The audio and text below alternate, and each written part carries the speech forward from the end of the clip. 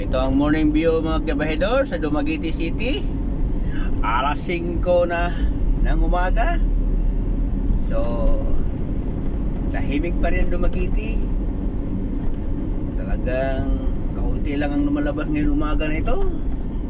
Saturday na pala ngayon. Walang klase. Dito tayo banda sa may Robinson Place, Dumaguete mga kabahedor. Ngayon, pupunta tayo sa Boulevard, tapos Siliman Medical. So tayo maghanap ng pagkain sa may Siliman Medical mga kabahedor. So pagkaano pa sa panahon ngayon, napakalamig. Hindi na kasi umulan eh.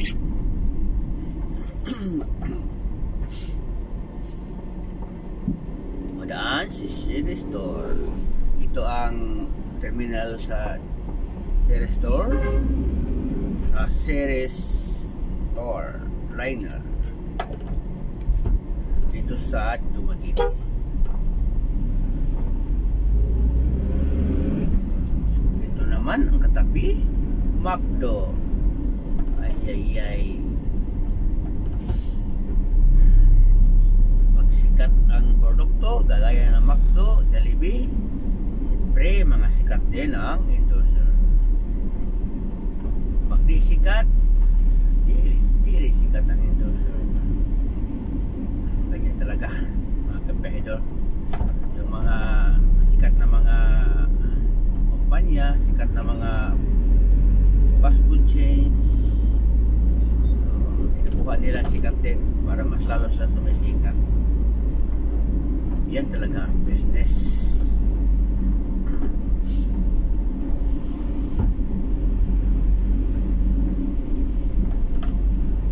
Ito tayo banda sa may ano na, may katedral mga kabahedor.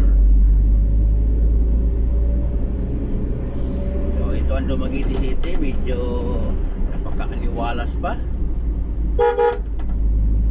hindi pa masyado busy.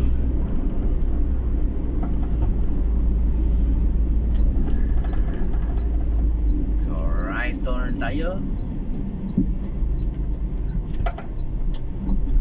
Sana tayo ng Boulevard.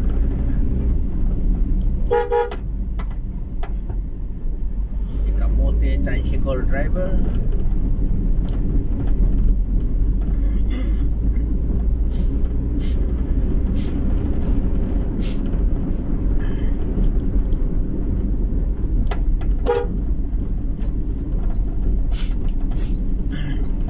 Tayo mga kabahedor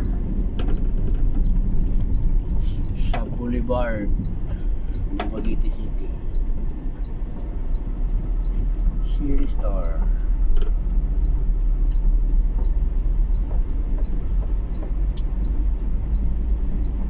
So tingnan natin ang plaza nila sa Boulevard. As usual, pag ganitong oras, daming tumatakbo-takbo, no? Daming jogging for healthy. Tapos may pulis na nakabantay dito na sa tingin ko giniginaw pa kasi nanguyupos man, nanguyupos.